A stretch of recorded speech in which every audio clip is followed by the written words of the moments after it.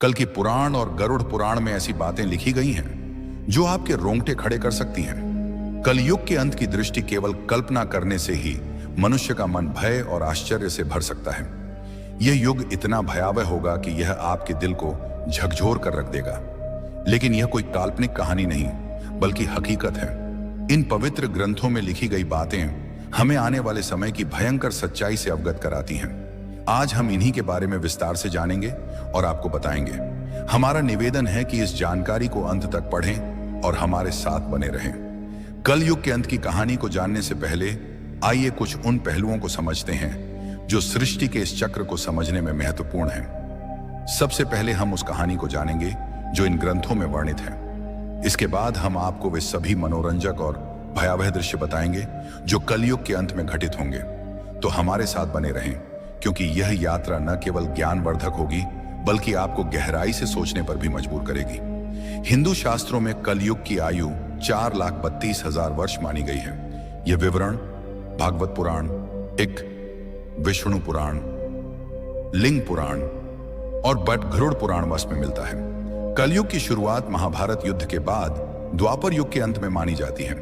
वर्तमान में लगभग 5,000 वर्ष बीत चुके हैं और अभी भी लगभग 4,27,000 वर्ष शेष हैं। इन ग्रंथों में कलयुग के लक्षण, मानव व्यवहार और इसके अंत के संकेतों का वर्णन किया गया है, जो हमें इस युग की चुनौतियों के प्रति सचेत करते हैं। महाभारत के युद्ध की समाप्ति के पश्चात जब धर्मराज युधिष्ठिर हस्तिनापुर के सिंहासन पर आसीन हुए, उनके मन में सृष्टि के भविष्य को लेकर अनेक प्रश्न और चिंताएं उत्पन्न हुई। द्वापर युग अब समाप्ति की ओर था और कलयुग के आगमन के संकेत स्पष्ट रूप से दिखाई देने लगे थे। युधिष्ठिर को यह भय सता रहा था कि आने वाले युग में मानव जीवन का स्वरूप क्या होगा, धर्म की स्थिति क्या रहेगी और सत्य का क्या हश्र होगा। इस चिंता का समाधान पाने के लिए उन्होंने अपने चारों भाइयों भीम, अर्जुन, नकुल और सहदेव के साथ भगवान श्री कृष्ण से परामर्श करने का निश्चय किया। युधिष्ठिर ने अपने भाइयों को बुलाया। अर्जुन, जो हमेशा युद्ध के लिए तत्पर रहते थे, ने चिंतित स्वर में पूछा, हे बड़े भ्राता, आप इतने व्याकुल क्यों हैं? क्या किसी शत्रु ने हस्तिनापुर पर आक्रमण करने का दुस्साहस किया है? यदि ऐसा है तो आप आज्ञा दीजिए, मैं अभी जाकर उसका नाश कर दूंगा। युधिष्ठिर ने गहरी सांस लेते हुए कहा, हे अर्जुन, मैं तुम्हारे पराक्रम से भली भांति परिचित हूं। इस पृथ्वी पर कोई भी शत्रु इतना साहसी नहीं कि हस्तिनापुर पर आक्रमण का विचार भी करे।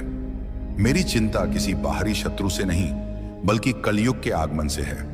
मुझे यह भय सता रहा है कि आने वाले समय में मानव समाज किस दिशा में जाएगा, धर्म और सत्य की क्या स्थिति होगी। भीम, जो अपने बड़े भाई की हर चिंता में सहभागी होते थे, बोले, हे भैया, आपकी चिंता हमारे मन में भी भय और अनिश्चितता उत्पन्न कर रही है। कृपया हमें बताइए कि कौन सा संकट हमारे सामने है। युधिष्ठिर ने गंभीर स्वर में उत्तर दिया, हे भीम, तुम ठीक कहते हो, एक भयंकर संकट आने वाला है। मैं कल युग के प्रभावों के बारे में सोचकर चिंतित हूं। इसलिए मैंने निश्चय किया है कि हमें द्वारिकाधीश श्री कृष्ण के पास जाना चाहिए।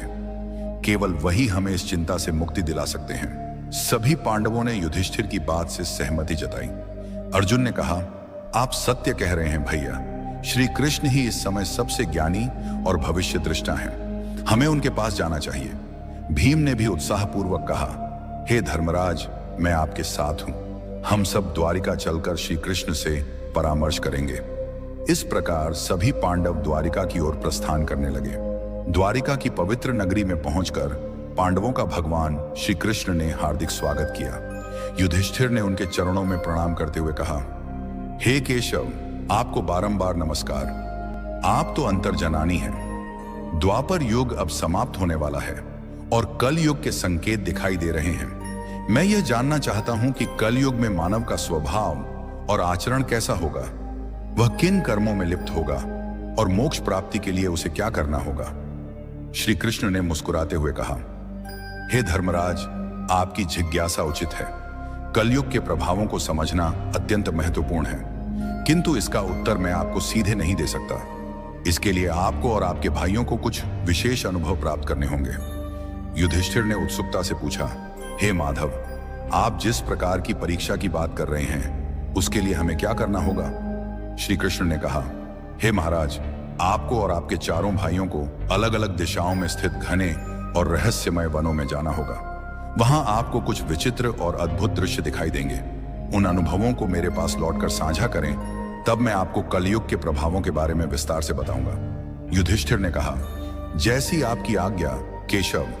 आप जिस स्थान की ओर संकेत करेंगे हम वहां जाने को तैयार हैं। श्री कृष्ण ने कहा, आप और आपके भाई अलग अलग दिशाओं में जाइए। वहां भयंकर वन है। उनमें कोई असामान्य घटना दिखे तो उसे मेरे पास लौटकर बताइए। मैं आपको कलयुग का रहस्य समझाऊंगा। पांडवों के वन में अनुभव। श्री कृष्ण की आज्ञा का पालन करते हुए पांडव अपने रथों से उतरे और पैदल ही वन की ओर चल पड़े। वन का वातावरण शांत किंतु रहस्यमय था। पांडव अलग अलग दिशाओं में गए ताकि अधिक से अधिक अनुभव प्राप्त कर सकें। युधिष्ठिर का अनुभव। युधिष्ठिर को एक घने वन में एक विचित्र दृश्य दिखा। उन्होंने एक विशालकाय हाथी देखा जिसके 2 सूंड थे। ये हाथी अपनी दोनों सूंडों से वन के पेड़ों को उखाड़ रहा था, मानो उसकी शक्ति अतुलनीय हो। युधिष्ठिर आश्चर्यचकित हो गए और सोचने लगे कि यह दृश्य क्या संकेत देता है। अर्जुन का अनुभव। अर्जुन एक शांत और सुंदर वन में पहुंचे जहां पक्षियों की मधुर चहचहाहट गूंज रही थी। वहां उन्होंने एक विशाल पक्षी देखा जिसके पंखों पर वेदों की रचाएं लिखी थीं, किंतु यह पक्षी मृत जीवों का मांस खा रहा था। अर्जुन ने सोचा, यह कैसा विरोधाभास है। एक ओर वेदों का ज्ञान, दूसरी ओर मांसाहार। भीम का अनुभव। भीम एक हरे भरे चारागाह में पहुंचे जहां गायों का झुंड चल रहा था। वहां उन्होंने देखा कि एक गाय ने बछड़े को जन्म दिया और उसे इतनी जोर से चाटने लगी कि बछड़ा लहूलुहान हो गया। भीम ने सोचा, यह कैसी ममता है जो अपने ही बच्चे को घायल कर रही है। सहदेव का अनुभव। सहदेव एक शांत जलाशय के पास पहुंचे जहां 7 कुएं थे। 6 कुओं में पानी भरा था, किंतु सबसे गहरा बीच वाला कुआं पूरी तरह सूखा था। सहदेव ने इस दृश्य को देखकर सोचा कि यह क्या संकेत देता है। नकुल का अनुभव। नकुल एक पर्वतीय क्षेत्र में पहुंचे जहां ऊंचे ऊंचे पर्वतों पर हरे भरे वृक्ष थे। उन्होंने देखा कि एक विशाल शिला पहाड़ से लुढ़क रही थी जो अपने रास्ते में बड़े बड़े वृक्षों को उखाड़ रही थी, किंतु एक छोटे से पौधे के पास पहुंचते ही वह शिला रुक गई। नकुल इस दृश्य से स्तब्ध रह गए। श्री कृष्ण द्वारा अनुभवों का अर्थ शाम होते ही पांडव वन से लौटे और श्री कृष्ण के पास अपने अनुभव साझा करने पहुंचे। युधिष्ठिर का अनुभव। युधिष्ठिर ने कहा, हे प्रभु, मैंने 1-2 सूंडों वाला हाथी देखा।